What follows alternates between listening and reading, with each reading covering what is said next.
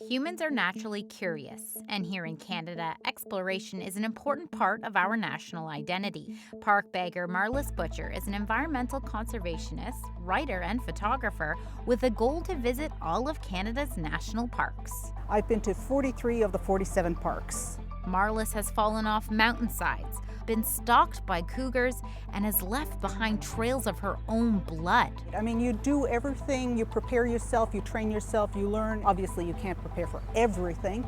Here is her story.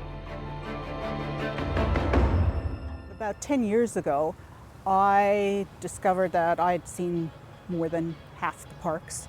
And I thought, oh, I should really go and see the rest of the parks. And it became an obsession. You prepare yourself for all eventualities. Obviously, you can't prepare for everything. We started a backpacking trip to Ayuituk National Park on Baffin Island. And there was this one moraine, about a 3-story high moraine that we're walking along the top. It's a glacial feature and it's full of loose sand and stones and boulders. And I'm having a chat with the guy in front of me. And he came to a sudden stop, which left me stopping with both feet on the same rock. And the rock gave way. And all I could see is the sky retreating away from me. It suddenly came to a stop. So I had to wait for the rest of the crew to make their way down the moraine to me, climb back to the top of the moraine, and okay, I'm okay. The pack took the brunt of the fall, and we continued on as though nothing had happened. Aside from a few tumbles, Marlis has encountered several endangered species in the Canadian Arctic and has seen for herself just how badly global warming is threatening their survival. Like you go up to the Arctic expecting cold and you come prepared for cold, but we had 4 or 5 days in the high 20 degrees Celsius, up to 30 degrees one day. And we saw muskox every single day with their big shaggy coats, and there's nothing they can do.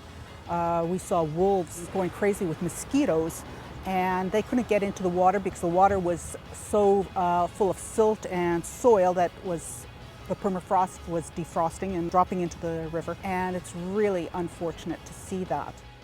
Despite the fact that I'm always drawn back to the Arctic because it's so interesting, I'm most comfortable, and I just love our eastern forests. They kind of shelter you, they protect you. After going through a hike down just by myself, totally overgrown and nobody's been down it for a long time, and coming out on the Atlantic Ocean, there's nobody around, then just to strip down and go for a swim and cool off.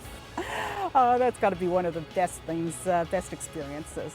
So where is Marlis headed next? I've got 3 parks this summer, and I'm writing as I go to each park about my adventures in the parks. So tentatively called Adventures in the National Parks of Canada.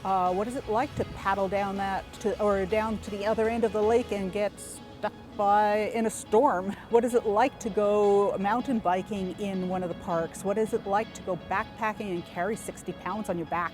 That's what I'm sharing.